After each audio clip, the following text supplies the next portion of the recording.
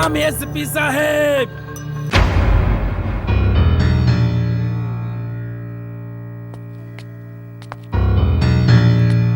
ताहर परिचय? लंकेश, हमार नाम लंकेश है। अपहरण, लूट, फिरौती, मर्डर के 50 मामला में तुहार हाथ बा, लेकिन फिर भी तू आजाद घूम रहे बड़े। काहे कि आज तक कौनो पुलिस अफसर तोरा के गिरफ्तार करे के हिम्मत नहीं खे कैलस। ऐसा कौनो बात नहीं के एसपी, कोशिश तक कई लोग कैलेस, बाकी सफल ना भई। केहू के जान गई तो केहू डर के हाथ मिला लेस।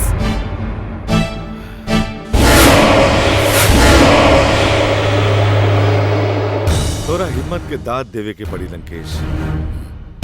तोरा ही जौन दारू के धंधा, ड्रग्स के धंधा और मटका के धंधा चल रहा बा, ओकरा बारे में का सोचले बड़े? एमे सोचे के कौन बात बा साहब, जैसे चल रहा बा चलत ही। रउआ के जौन चाहता मिल जाए। लागता तू हमरा के समझे में भूल कर रहल बड़े लंकेश। हमार डिक्शनरी में भूल नाम का सब नहीं खे एसपी विराज साहब। हमरा लगे राउर के पूरी कुंडली बा। रउआ जहां जानी रउरा के नाम का सिक्का चलेला और वहां हर इलाका के क्राइम बंद हो जाला। बाकी यहाँ ऐसा कुछ न होई, न धंधा बंद होई न क्राइम।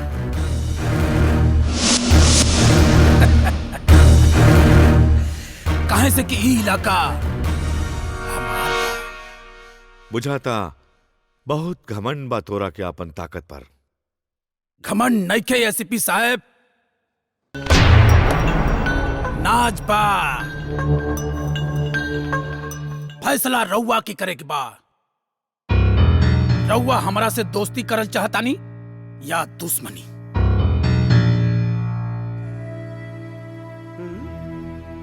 सलाम।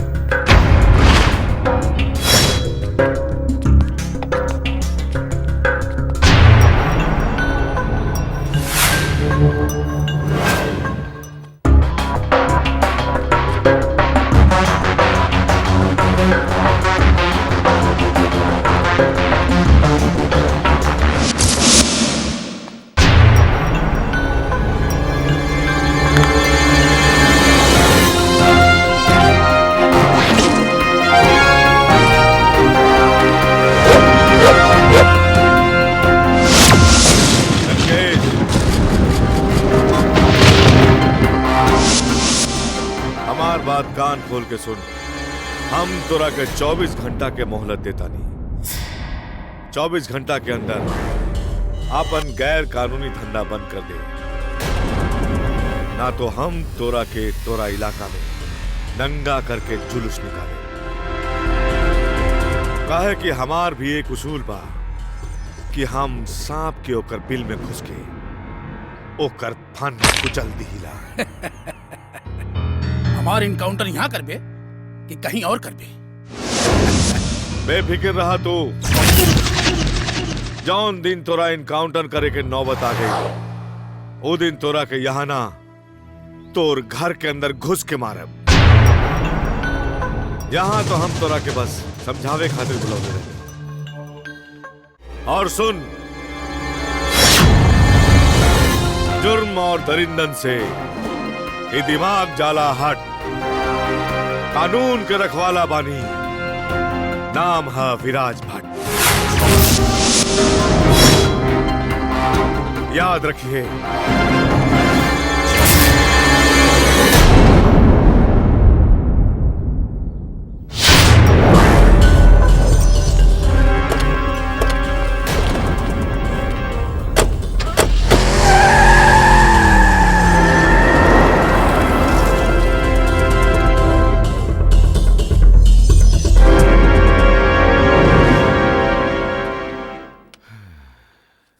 साहब सुनली है कि चौराहा पे बिजली रानी के नौटंकी आइल बा। कहाँ तो चल के आज रात वहां बिता लिहल जाए।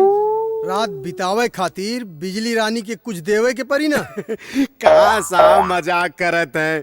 बिजली रानी के देवे के ना लेवे के पड़ी। चढ़ली जवनिया में रोग पकड़ाई हाय पांडे जिसे मंगनी दवैया दवैया नहीं दिले हरी।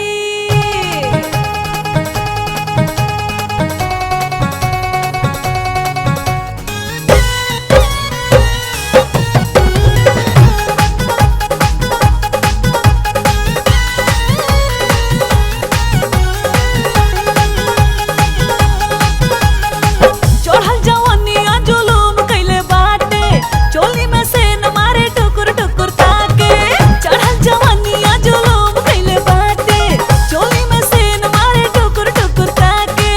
कातिल जवानिया के धाक कतही कर ये पड़े जी। टपड़िया नापी तो हर घर में लगा के थर्मामीटर। पड़िया नापी तो हर घर में लगा के थर्मामीटर।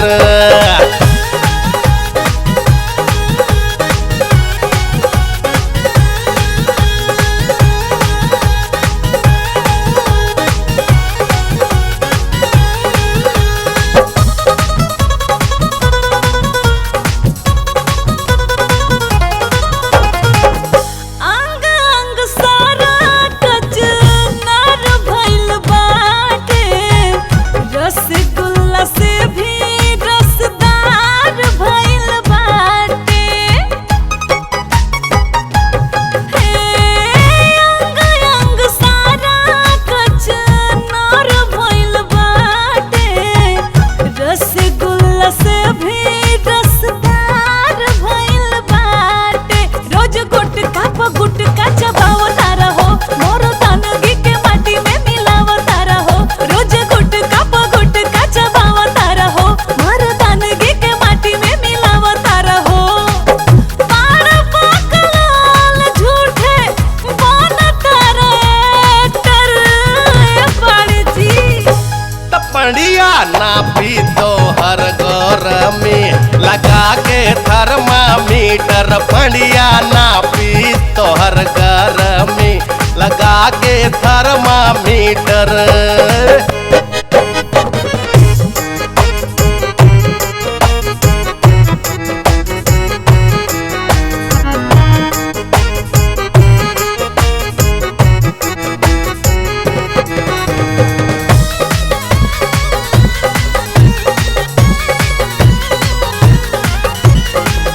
धैले बानी धीरज एही से बूझेलू गंवार हो। एक मिनट में झर जाई गर्मी तोहार हो। अरे धैले बानी धीरज एही से बूझेलू गंवार हो। एक मिनट में झर जाई गर्मी तोहार हो। अब धीर नहीं धरना त जर जाइब हो बारूद नियन भक दिल हर जाइब हो। अब धीर नहीं धरना त जर जाइब हो बारूद नियन भक दिल हर जाइब हो। का करब बन ठन के बाद में तू भीतर ये पड़े जी। टपड़िया नापी तो हर घर में लगा के थर्मामीटर। पड़िया नापी तो हर घर में लगा के थर्मामीटर। चढ़ल जवानिया जुलूम कइले बाटे चोली में से न मारे टुकुर टुकुर ताके।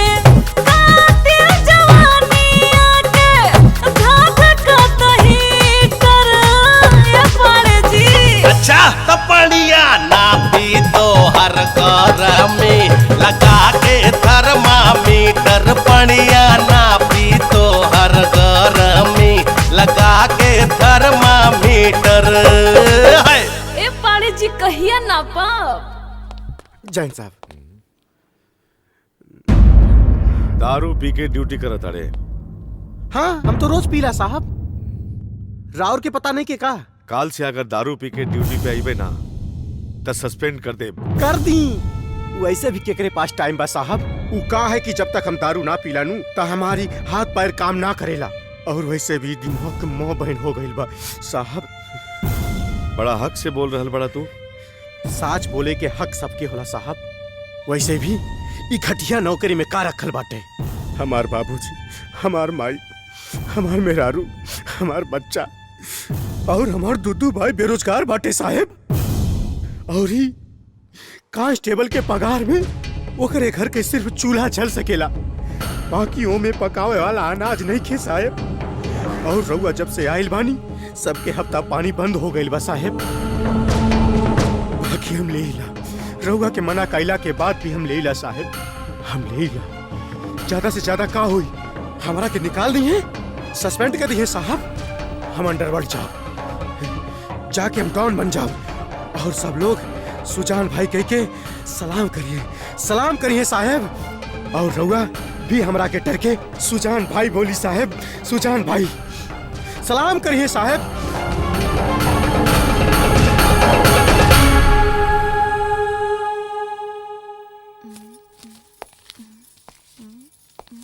ई का ई में तो 1000 रुपया कम बा। वो कहा कि हमार डिपार्टमेंट में एगो हवलदार बा सुजान, और ओकर बहुत बड़ परिवार बा और कमाई इहे से रउआ 1000 रुपया ओकरा की मदद कर देहनी। इहे नु। हाँ।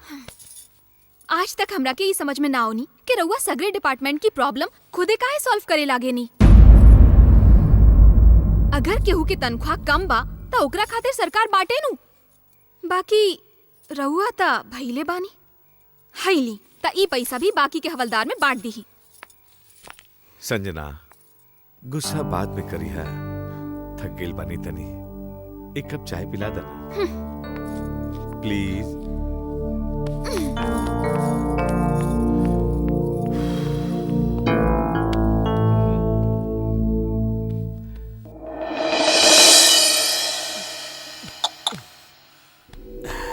सार तारा लोग के चक्कर में पड़ के जिंदगी झंड हो गई। वर्दी के संगे संगे इज्जत के भी मां बहन हो रहा बा। ए चुप चुप। अरे काली पांडे खोकर के ना काम करा ले बाड़े। ज्यादा फड़फड़ा मत। वो दिन तो बहुत मुंह खोल रहला कि नोट खातिर धरती बेच दे। अब का भइल? पिछवाड़े से रास्ता खुल गइल। ज्यादा छनछना मत। छनछनाई ना था का करी। उस सार 2 टका के हवलदार सुजान जौन हमार चड्डी धोवत रहे आज हमरा का नसीहत देवता। बस एक बार हमार सस्पेंशन खत्म होके दो बस। नेताजी से हम बात करत हई।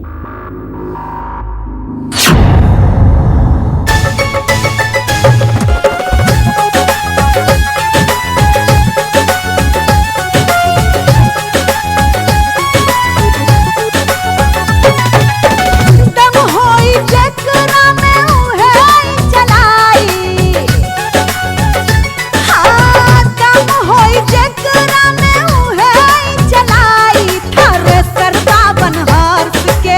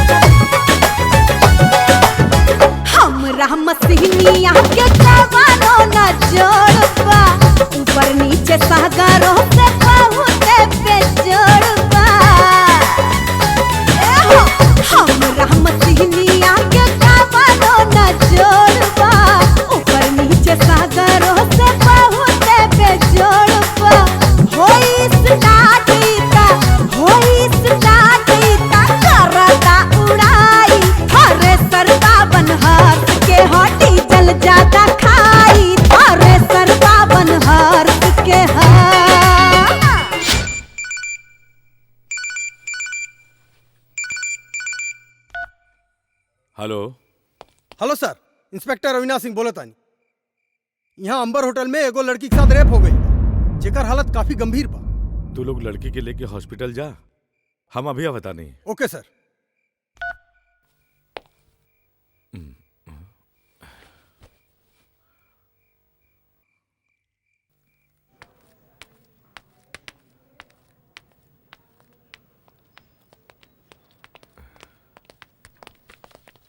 जय हिंद सर। कहाँ है?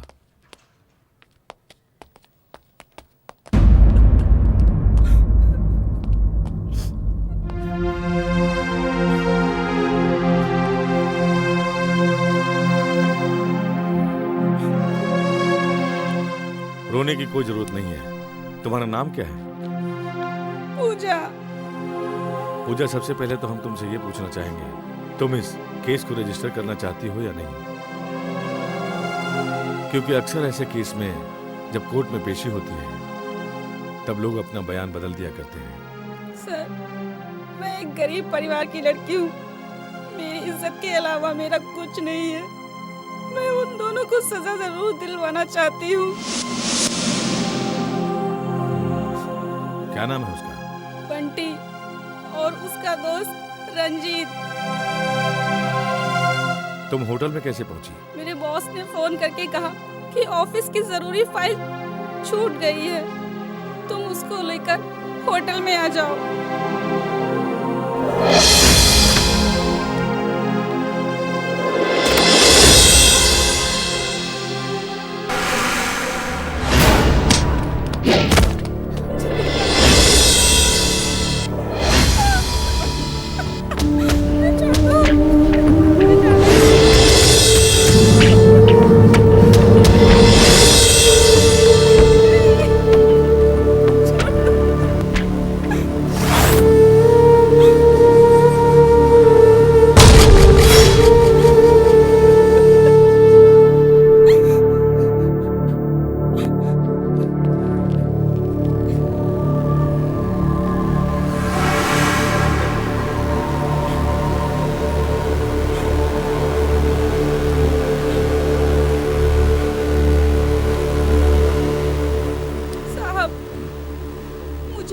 मिलेगा ना, क्योंकि रंजीत होम मिनिस्टर का बेटा है।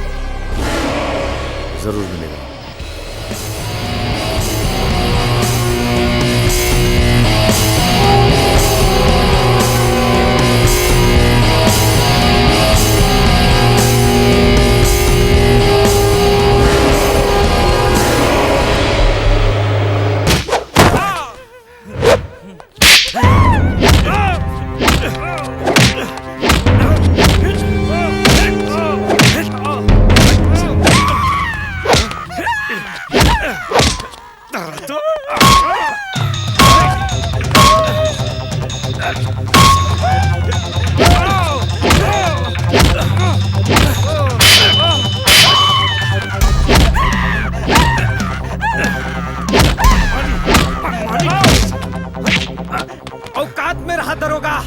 तोहरा के मालूम नहीं खे कि हम एगो मंत्री का लइका बानी, कौनो रोड पे चलत भिखारी नहीं के। मंत्री के लइका बाड़े, अब देख कि तोरा और तोरा बाप की गर्मी हम कैसे उतारता नहीं।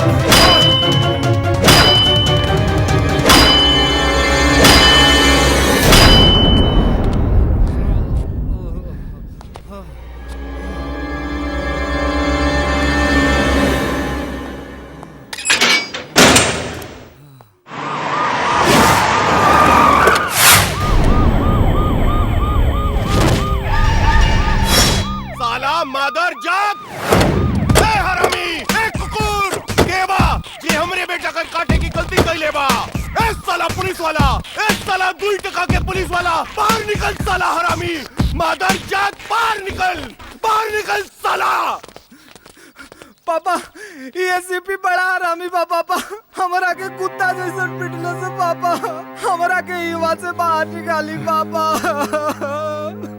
बबुआ तू चिंता ना कर।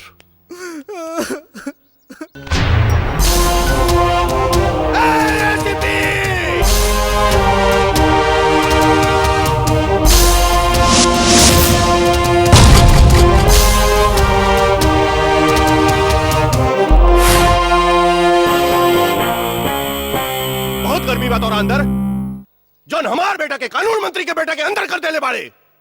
राउर बेटा बलात्कार कैले बा। अरे चुप, बलात्कार कैले बा। चल छोड़ दे हमरा बेटा के। चार्जशीट बन चुकल बा, जमानत करवावे के पड़ी। फाड़ डाल चार्जशीट, ना तो नक्सलाइट एरिया में ट्रांसफर करवा दे। ये तोहार घर वालन के देखे खातिर तरस जाइबे। 10 साल के नौकरी में 15 बार ट्रांसफर हो चुकल बा।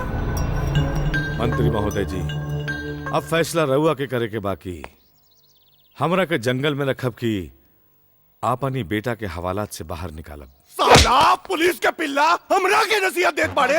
हे वकील, इनकरा से कहा कि हाथ खींच ले, ना तो पुलिस वाला को ऊपर हाथ उठावे के जुर्म में अंदर कर दे। कटर के औलाद तू हमरा के अंदर कर बे। प्लीज सर प्लीज, राउर अपने गुस्सा पे काबू रखी। पापा पापा सॉरी पापा। पापा हरामखोर, तोरा के ऐसन को कर्म करे के का जरूरत है? सॉरी पापा, गलती हो गई। ये सरवा हमरा से ऐसा काम। अब रो मत। अरे एसीपी, हमार बेटा के तू 3rd डिग्री देत बाड़े। वो का माफिया का लीडर है या अंडरवर्ल्ड से कनेक्शन में होकर? वो बलात्कारी बा, अपन बाप के कुर्सी के धौंस पर सबके डरावल चाहत रहे।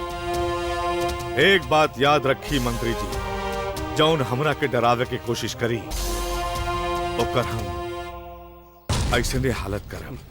बहुत गर्मी बात और अंदर, बहुत गर्मी बा। तू देख, सगरो पुलिस डिपार्टमेंट देखी, ये वर्दी पहन के तोके हमार पैर पे गिर के नाक रगड़े के पड़ी। वो तो आवे वाला समय बताई मंत्री। खादी में इतना दम नहीं खे कि खाकी के गुलाम बना सके। बहुत पछतावे की पड़ी तोरा के। अब देख हम काम करब। अब देख जौन करे के बा पहले अपन बेटा खातिर करी। ठीक बा ऑफिसर।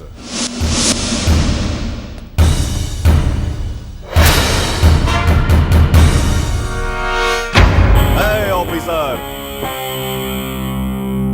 प्रशासन हमार मुट्ठी में बा। जनता के हम रखीला ख्याल। नाम बा दयाल प्रताप सिंह। याद रखिया। हे मंत्री, जुर्म और दरिंदन से ये दिमाग जाला हट। कानून के रखवाला बानी, नाम है विराज भट्ट। हट। चल हट।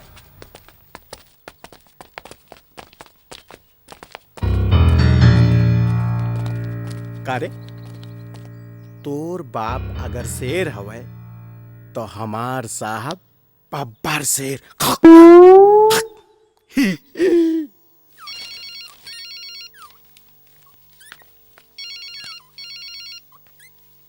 सर, संपत लाल के फोन। ला हमरा के दे। हम संपत लाल बोलतानी। भौंक साले भौंक, ते भी भौंकला। रउआ कैसन बात करतानी दयाल जी? रउआ कानून मंत्री बानी, रउआ के व्यवहार तो शिष्ट और शालीन होखे के चाहिए। ए हरामी, अब हमरा के तोरा से तमीज सीखे के पड़ी। हम रउआ से बहस करत नइखे चाहत बानी। हम रउआ से बस इतने कहल चाहत बानी कि रउआ जवान अपने ताकत और सत्ता के दुरुपयोग करके अपने बलात्कारी बेटवा के बचावे के कोशिश कर रहल जात बानी, वो ठीक नइखे बा। अरे तो का ठीक बा? ओकरा के हवालात में सड़े दी। सत्ता और सरकार दोनों हमार लगे बा। तू देख संपत लाल, काली हम अपन बेटा के छुड़वा ले। दयाल जी, ज्यादा से ज्यादा रहुआ अपने बेटवा के जमानत करवा ले बा। एकरा से ओकरा का होई? ओसे ओकर बात धुल जाई।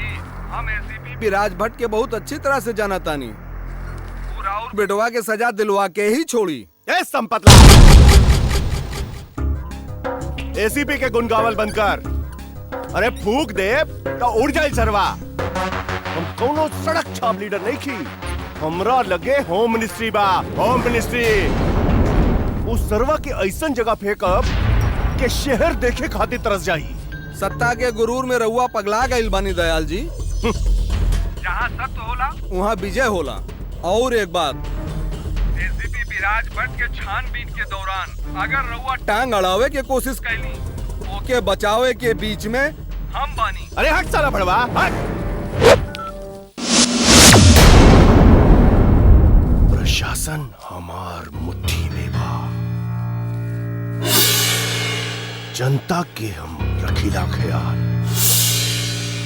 नाम बा दयाल, दयाल प्रताप सिंह।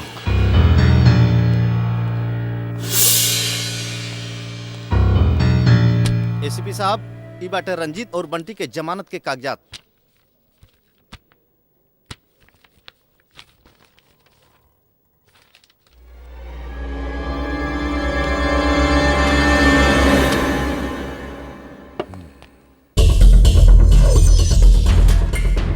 वकील साहब, एक हम बानी जौन ईमानदारी से अपन फर्ज निभावेला और इज्जत की रोटी खाईला, और एक आप लोग बानी जौन अपराधियन के साथ देके बेईमानी की रोटी खावेला और बच्चन के लिए खिलावेला। इंस्पेक्टर साहब, हम आपसे कोनो बहस करे ना आइल बानी।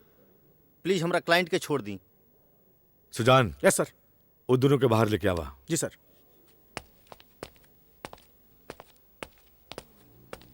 चलो रे, मौसिया आ गई ले। चल।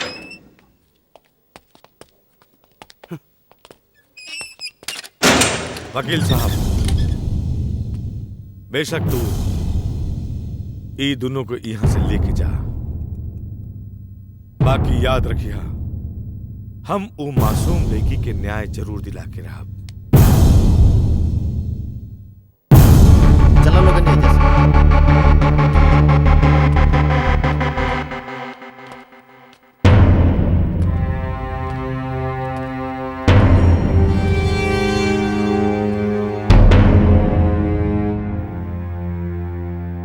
वो इंस्पेक्टर भी बड़ी टेढ़ी खीर बा और लड़की भी माने के तैयार नहीं की। ए वकील, वो लड़की की दलाली छोड़, हमरा के ही बता अब का करे के बा। लड़की जैसे ही कोर्ट में गवाही करी, केस रजिस्टर्ड हो जाई। मरवा डाल साली के। हाँ पापा, मरवा दियो ओकरा के। तू अपन मुंह बंद रख हरामी, मुंह बंद रख। दोरा चलते हमरा के ई सब दिन देखे के पड़ रहल बा। दोरा चलते ई संभव नहीं है सर। अस्पताल में पूरा पुलिस प्रोटेक्शन लगल बा। पैसा खिलाओ, पिलाओ, नहलाओ, सगरे अस्पताल खरीद लो। बाकी कुछ भी कर वकील, वो लड़की के मरवा डाल वो लड़की। ठीक बा सर, हम कुछ करत बानी। सॉरी पापा, गलती हो गई। सॉरी पापा। अरे हमसे कह देती, हम लड़कियों की लाइन लगा देती। सच में पापा?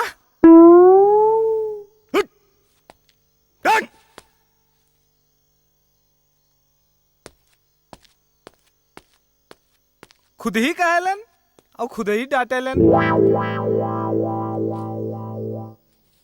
वो लड़की हमार पेशेंट बिया, ओका मार के हम अपन पैसा के बदनाम ना करल चाहता नहीं। एकरा पहले के पुलिस बुलाई, रवा दफा हो जाए रवा। बुलाई पुलिस के? पुलिस आके का करी? तोहरा के उठा के नीचे फेंक दे। सुसाइड के केस बना के, आत्महत्या के खबर पूरे अखबार में छाप के सारे मामला के रफा दफा कर दी। हमने के बात मानने की कोशिश करी डॉक्टर साहब, हमने के बात मान ली। रउआ के इतना पैसा मिली, राउर कोनो दूसर शहर में जाके खुद के क्लिनिक खोल सकत बानी। वैसे भी हम लोगन के मंत्री और नेताओं तक के चक्कर में ना पड़े के चाहिए।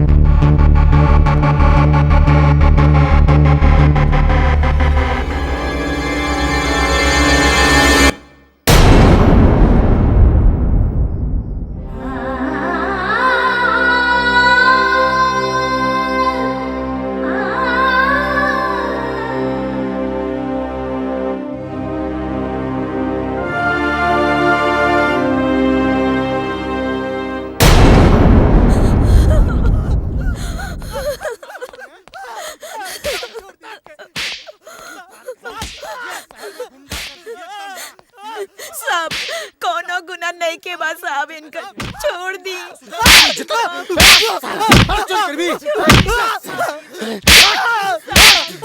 हमार लड़का हॉस्पिटल में एडमिट बा, ओकरा खातिर ये चोरी कर ले। इनकरा छोड़ दी साहब को, कोनो गुना नहीं के कर। सुजान, एकरा के बाहर लेके आवा। चल साला चोर। खड़ा हो जा तक।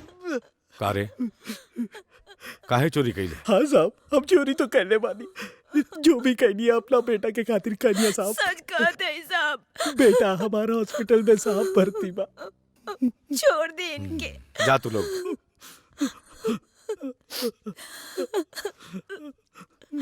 एक मिनट।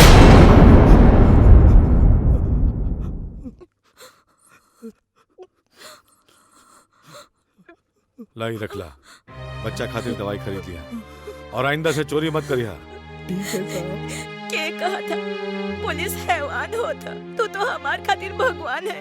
तो आरुप करम कब्बो ना भूलम। ठीक बा जा।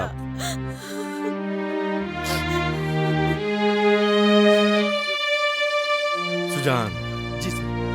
हम लोग पुलिस वाला बानी, लेकिन उससे पहले आम इंसान भी बने।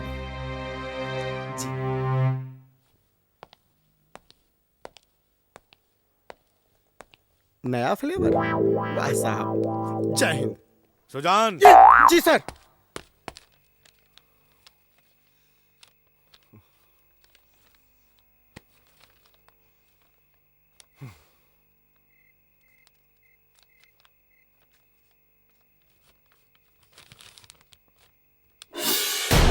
ये हरामी एसीपी हमार नाक में दम कर दिली बा। ई सरवा के चलते आज हमार कुर्सी खतरे में आ गइल बा। एकरा के चलते आज हमार कुर्सी खतरे में आ गइल बा। पापा। क्या पापा? पापा चुप साला पापा। तोरा चलते चारों तरफ हमरा नाम के तू हो रहल बा। तोरा चलते। पापा हमार बात तो सुनी, काहे न वो एसीपी के बहन और ओकरा बीबी के उठवा लिहल जाए।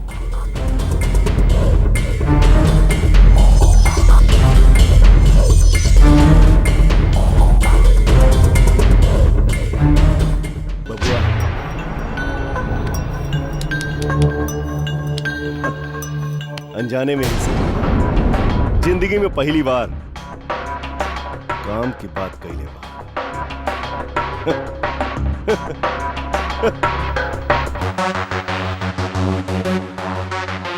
कालिया।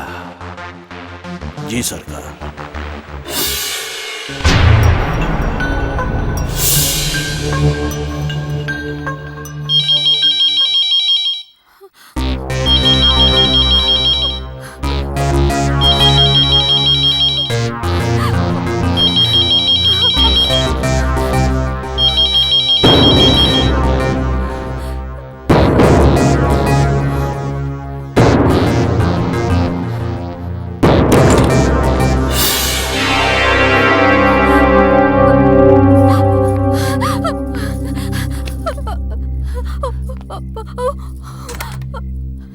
अरे संजना, का भइल?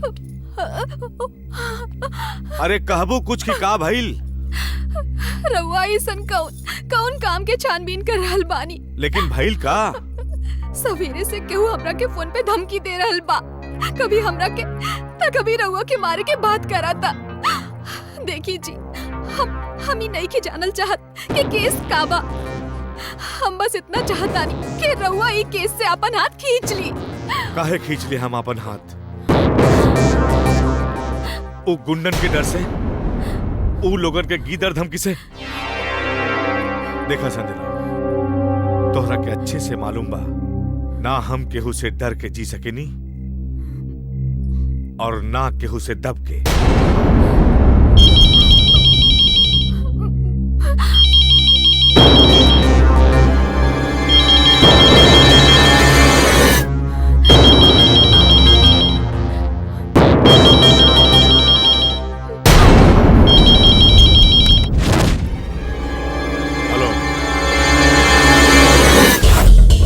एसीपी विराज भट्ट,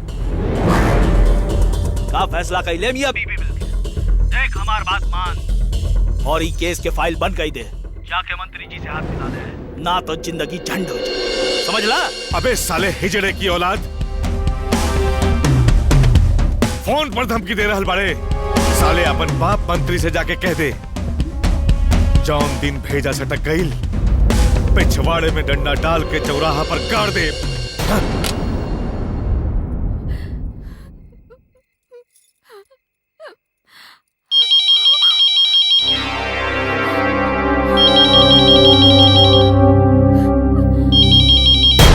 हिम्मत बात सामने आके बात कर भड़वे। भैया हम नंदिनी बोला तानी। हाँ नंदिनी बोला, कैसन बाड़ू तू? हम तो ठीक बानी, बाकी ई बताई कि रउआ फोन पर धमकी केकरा के देत रहनी? वहाँ सब ठीक ठाक तो है ना? हाँ सब कुछ ठीक ठाक बा। तहरा के तो मालूम बा ना कि पुलिस की नौकरी में छोट मोट धमकी तो मिलबे करेला। भौजी कैसन बाड़ी भैया? ठीक बाड़ी, बात करबू का? हाँ तनी दी ना। हेलो नंदिनी। भौजी प्रणाम। खुश रहा। भौजी शादी के सालगिरह बहुत बहुत मुबारक हो। धन्यवाद।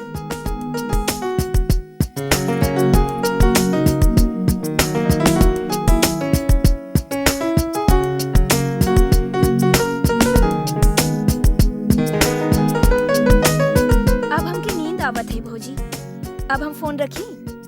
अच्छा ठीक बा, रखी।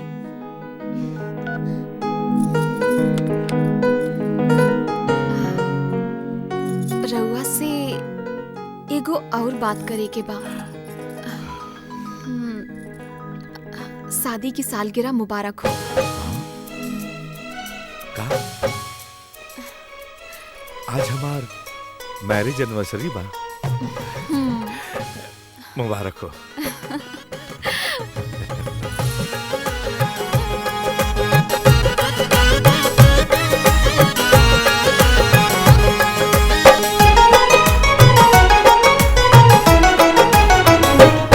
गोरिया चोरी चोरी धड़कन में समा गईलो। गोरिया चोरी चोरी धड़कन में समा गईलो।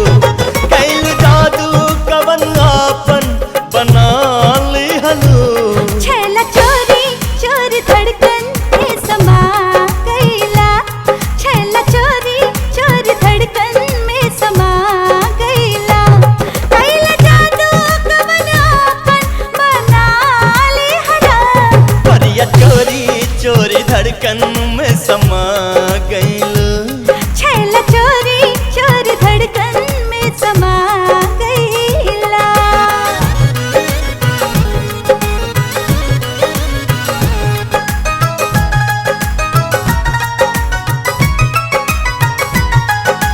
धरती अंबर के रिश्ता दिल से दिल के लागल हो। जब से तोहके दिखनी सजना मन बेबस पागल हो। दिल के देवता हमके देवी तू बना ले हना। गोरिया चोरी चोरी धड़कन में समा गईलो। छैला चोरी चोरी धड़कन में समा गईला।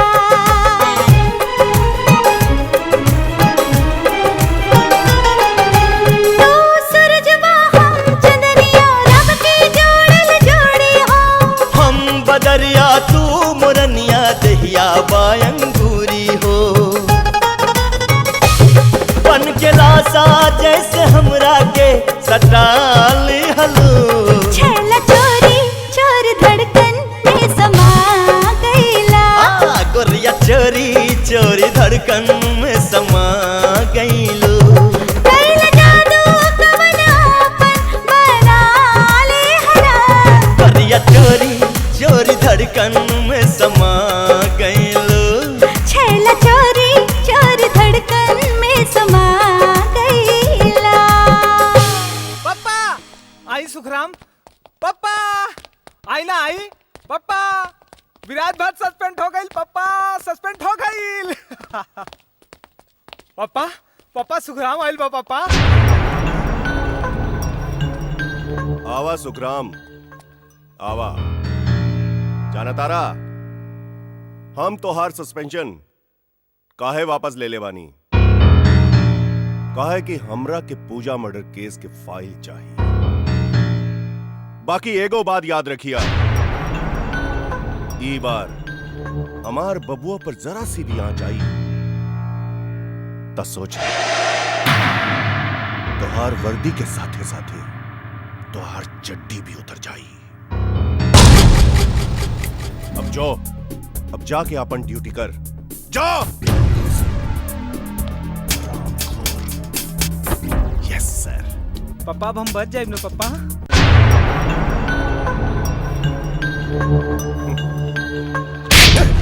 पापा हट साला सुअर के औलाद। पापा मादर जात।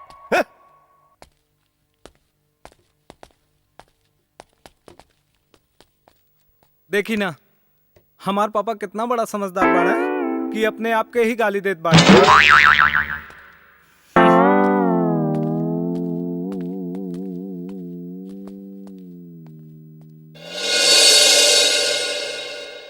मंत्री, हमरा के सस्पेंड करा के तू सोच रहल बाड़े कि अपन बेटा के बचा लेबे, बाकी हम पूजा के रेपिस्ट के सजा दिला के रहब।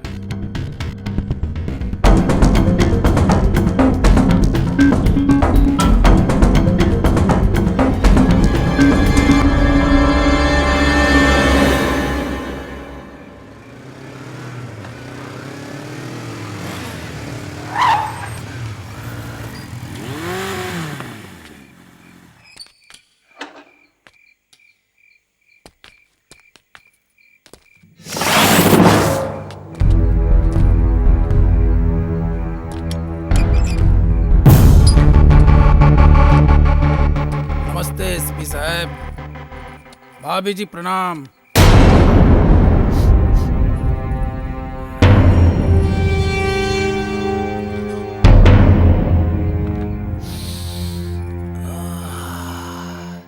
का खुशबू है, बहुत बढ़िया। आलू का सब्जी तो हमरा के बहुत बढ़िया लागेला।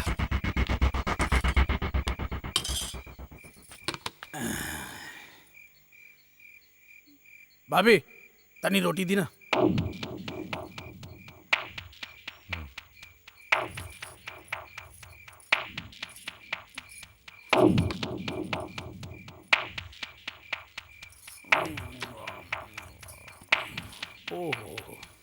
बहुत बढ़िया। हम सुनने की राउट ट्रांसफर हो गए बा एजा से।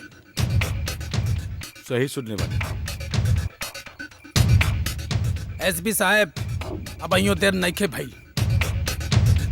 हम रउआ संगे दोस्ती करायल बानी। भाभी जी समझाई ना इनकरा के। आज गांधी जी के जमाना नइखे जौन उनकर सिद्धांत रहे, बुरा मत बोलो, बुरा मत सुनो, बुरा मत कहो। अरे आज ओकर अर्थ बदल गई बा। अरे जब नेता लोग खादी पहन के ये देश के लूट रहल बाड़न त हमनी के आम जनता बानी जा। जिया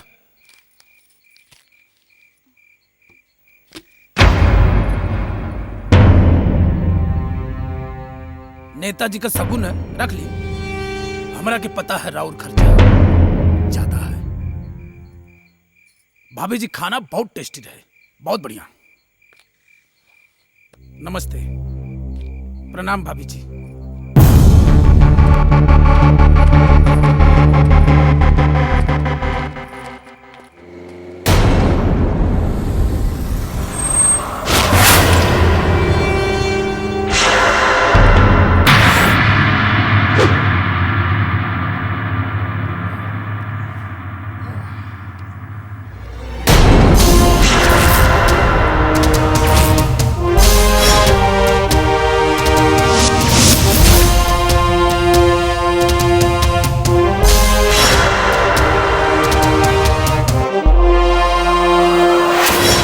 लंकेश,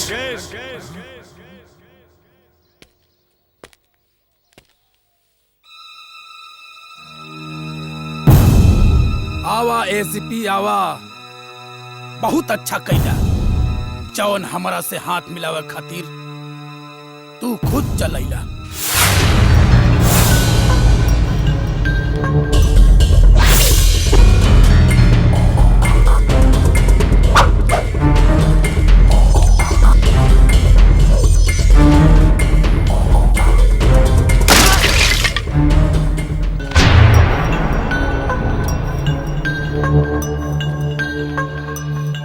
पर ठुकरा के तू अच्छा ना कैला एसपी। अब तू देख लंकेश से दुश्मनी लेवे के अंजाम। अकेले लड़बे कि सबके साथ में मिलके?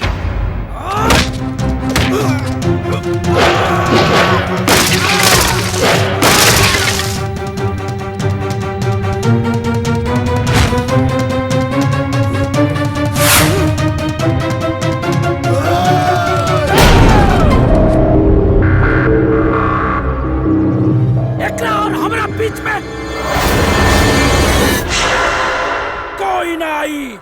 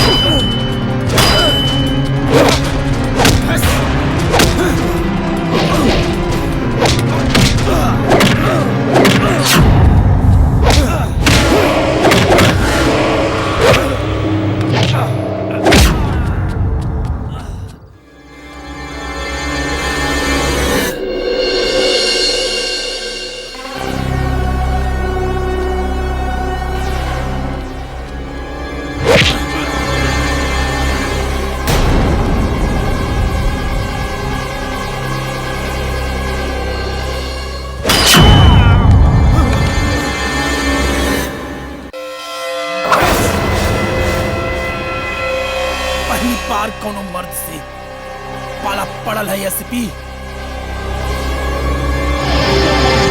क्या बात है, मजा आ गई। एक बात याद रखिए, जिंदगी में कभी भी जरूरत पड़ी बेहिचक याद रखिए, लंकेश हाजिर मिली। कानून के दुश्मन हमार दोस्त कबो न बन सकेला। अरे तोहरा जैसन शेर दिल दोस्त के खातिर ये लंकेश गैर कानूनी काम बंद कर दिले। अरे ये भइल ना मर्दों वाली बात।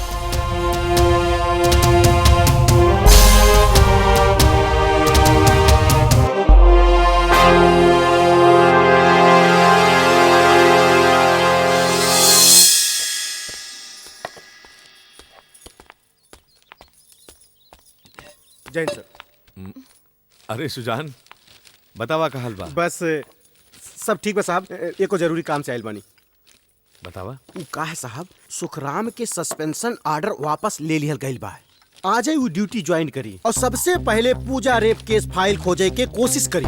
काहे से मंत्री जी के बेटा के रक्षा करे के बा। नमस्ते। नमस्ते। यही से हम पूजा के बयान और कुछ जरूरी कागजात निकाल लेते बानी। जी थैंक यू। देखिए साहब,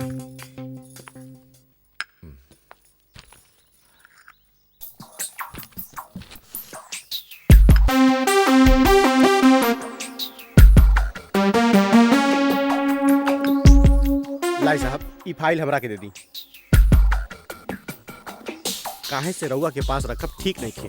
उ का है साहब, सुखराम बड़ा नीच और घटिया किस्म के इंसान बा। थाना में अगर फाइल ना मिली तो उ रउआ के घर पे सर्च वारंट लेके आ जाई। और फिर साहब वेरी गुड, बहुत दूर के सोचेला तू। उ का है साहब, दारू जरूर पीला लेकिन थोड़ा बहुत कानून हमहू जानीला। साहब लाई हमरा के दे दी, हमें का संभाल के रखब साहब, विश्वास करी। हमरा तोरा पर पूरा विश्वास बा। अच्छा साहब, चला तानी, ड्यूटी जाए के बा। नमस्ते साहब। नमस्ते मैडम। ठीक बा।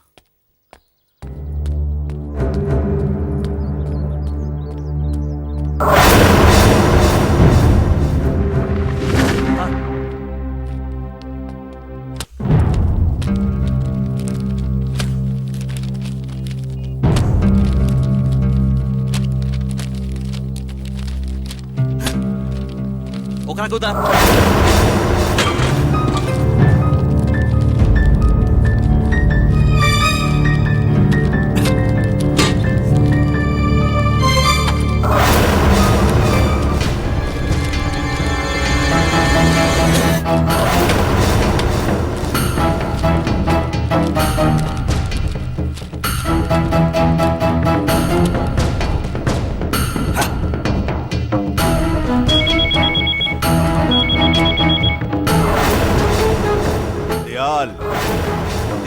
प्रताप सिंह।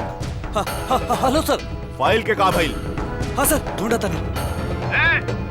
ये बाटे हम सस्पेंशन उठवले बानी। ए कुंवर, जल्दी फाइल ढूंढ के हमरा लगे ले आ। इस साले नेता लोग भी ना घोड़े पे सवार रहे ले। ढूंढा सर, ढूंढा। कामचोर। सर, वो फाइल कहीं एसीपी विराज भट्ट अपने साथे तो ना ले गई बा?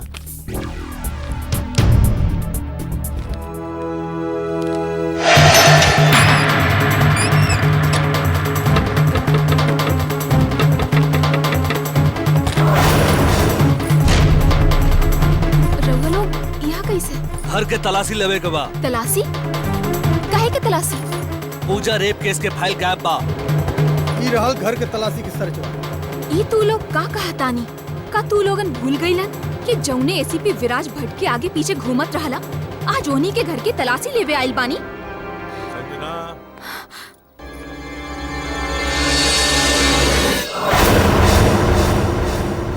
ई लोगन के अपन ड्यूटी करे दा। चार्ज। देखो इधर, ढूंढो।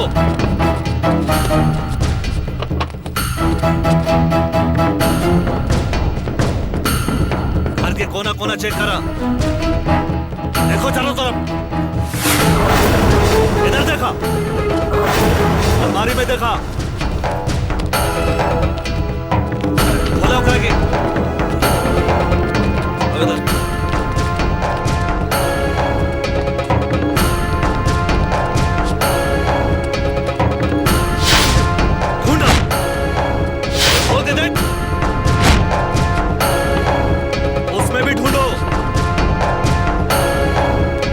सॉरी सर, अंदर कुछ ना मिला। चलो। ए चल रहे, चलो। जी सर।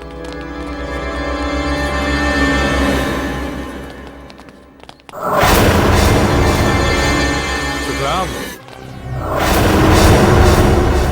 हम जानत हैं ते मंत्री के बेटा के बचावे की कोशिश कर रहे हैं, पर तोहरा के में सफलता ना मिली।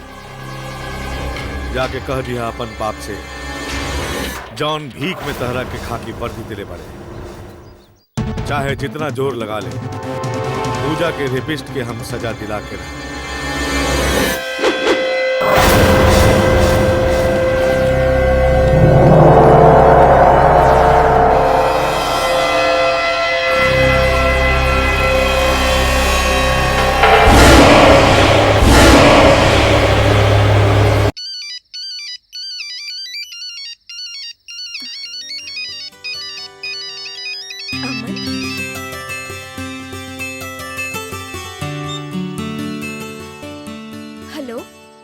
दिल के टुकड़े टुकड़े करके मुस्कुरा के चल दिए।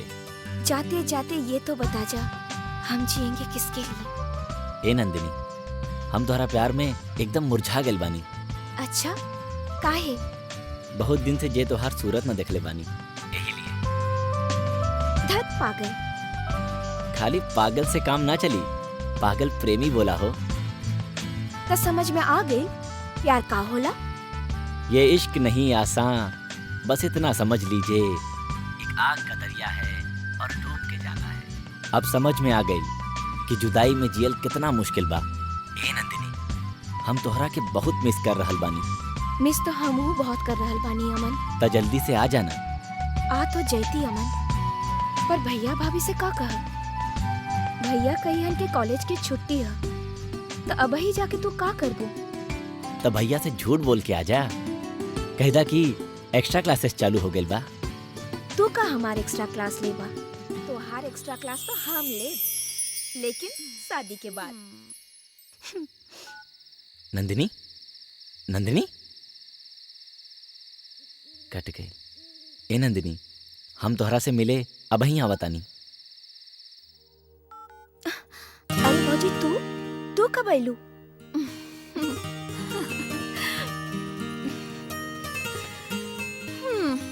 जब तू फोन पर बतियावत रहलू। का? एकर मतलब रउआ सब सुन लेली? हाँ। का नाम बा ओकर? अमन नाम बा। हमनी दोनों साथे कॉलेज में पढ़ी ली। ओ तई प्यार मोहब्बत कब से चल रहल बा? ढेर दिन हो गई। त आगे का इरादा बा? ब्याह करवा दी? धत भौजी। अरे इहमें लजाए के कौन बात बा?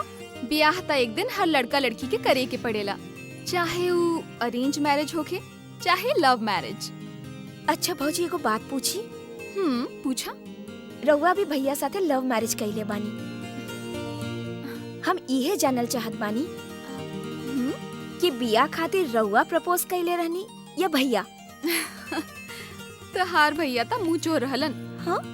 पता बा नंदिनी, हमरा के आई लव यू बोले में वो 4 साल निकाल देले रहलन। अगर उनका के चक्कर में रहती नु तभी तकले हमनी के ब्याह भी नहीं के भइल रहत। उता हम ही उनकरा के पीछे हाथ धो के पड़े रहलन।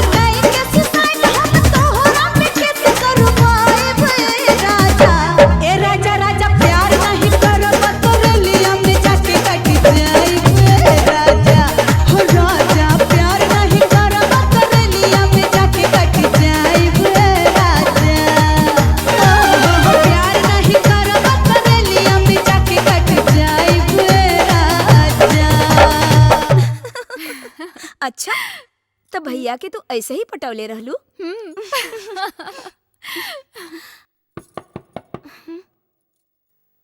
इतनी रात के बा? हम अब ही आवतानी। भैया होई हन।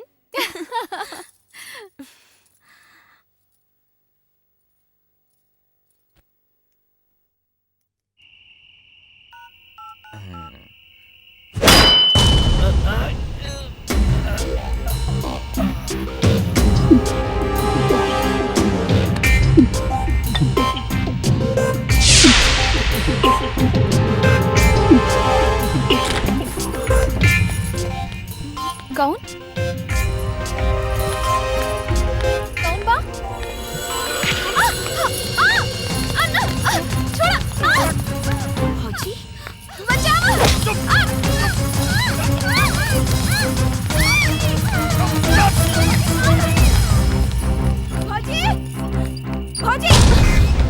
भौजी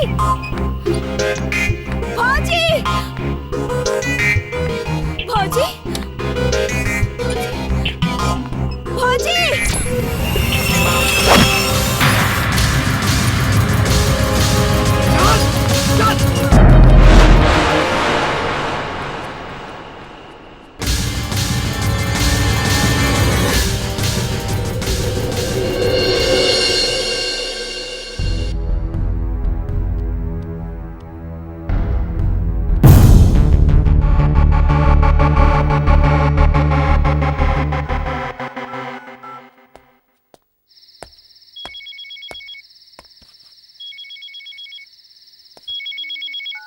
हेलो। जय हिंद सर, अविनाश सिंह बोला तानी। हाँ बोला। रउआ के बहन और बीबी के मंत्री किडनैप के लिए। कहा? लेकिन ये सब तू काहे बता रहा है बड़ा? हमने ईमानदार नहीं खे। एगो पुलिस वाले के परिवार के ऊपर आँच आवे, दूसरा पुलिस वाला कभी भी बर्दाश्त ना कर सके।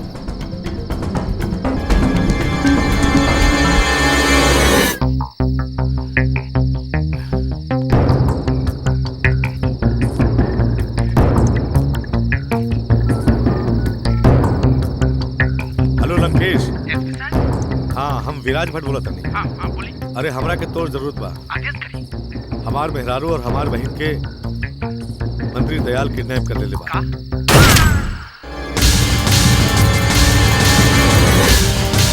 Hello hello Lankesh, hello.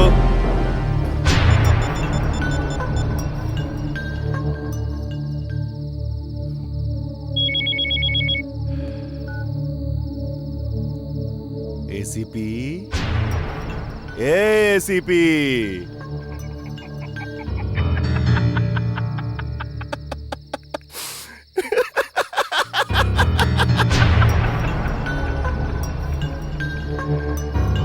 कि तू अपन बहन और बीवी के छुड़ावे के काम देले रहला, अब ई दुनिया में नइखे। यमराज के दर्शन करत होइए, यमराज के दर्शन।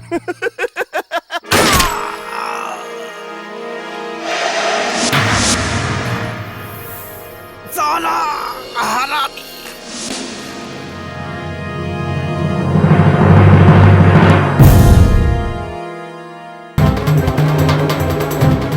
दयाल का दुश्मन, कालिया का दुश्मन।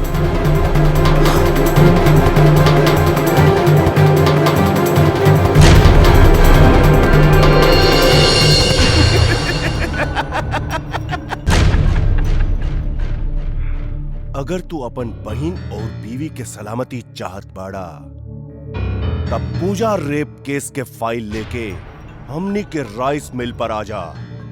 और हां, होशियारी करे की कोशिश ना करी। हां ना।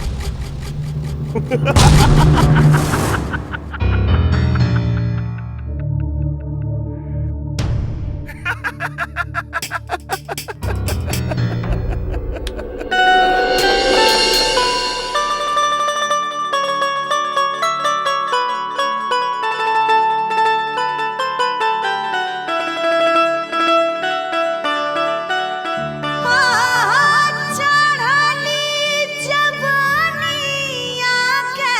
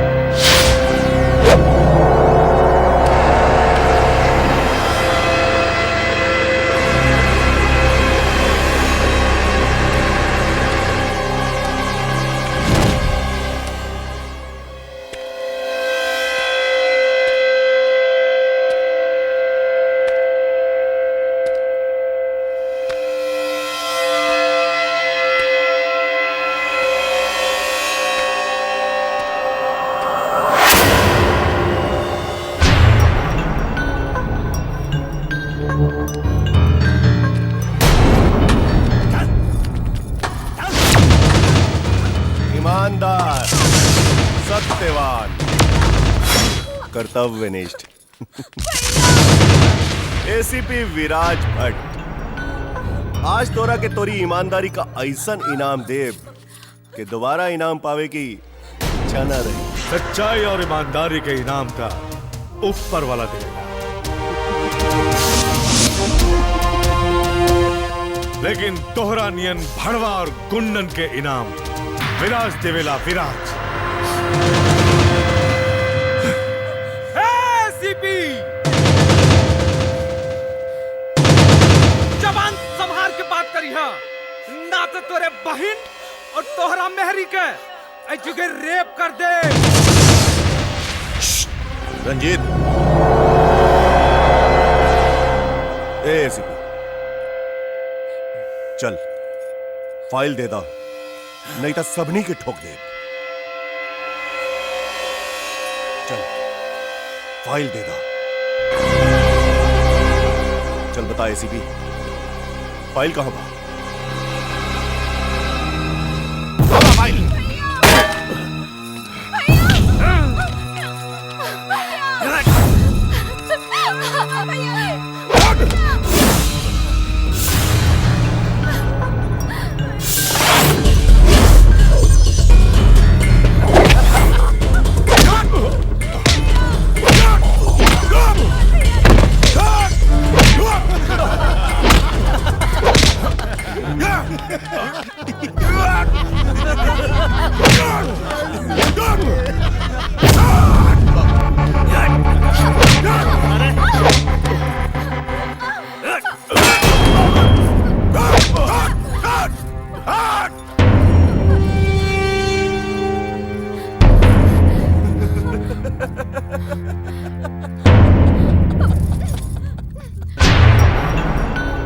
प्रशासन हमार मुट्ठी में बा, जनता के हम रखीला ख्याल। नाम बा दयाल, दयाल प्रताप सिंह।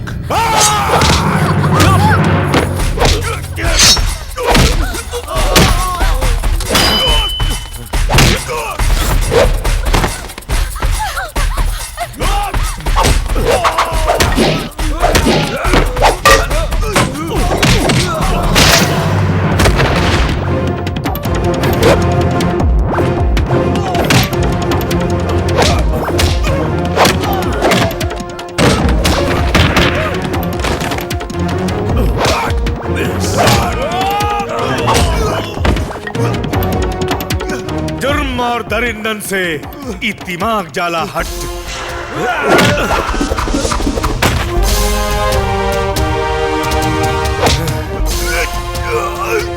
कानून के रखवाला बानी, नाम है विराज भट्ट।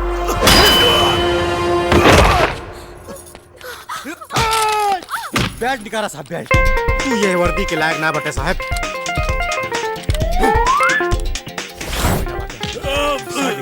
साहब जल्दी।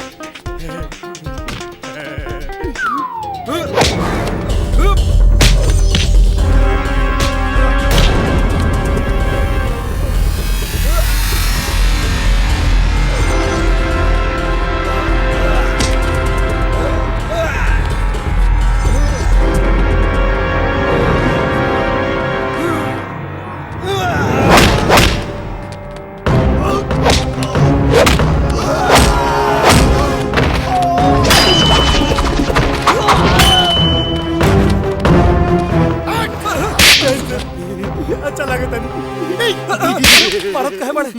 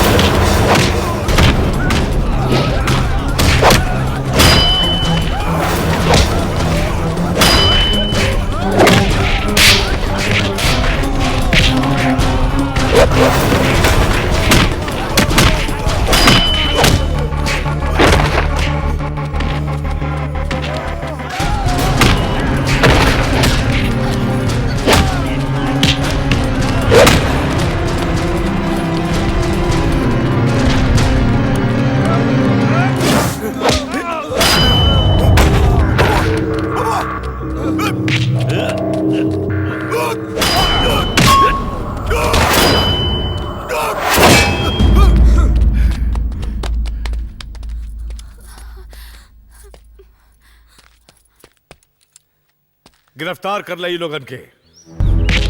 चल उठ। उठ, चल।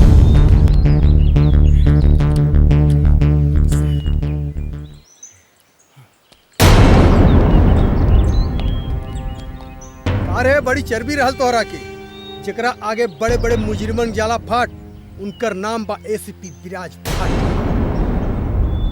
चली मंत्री जी, जेल में चल के अपन मिनिस्ट्री दिखाई।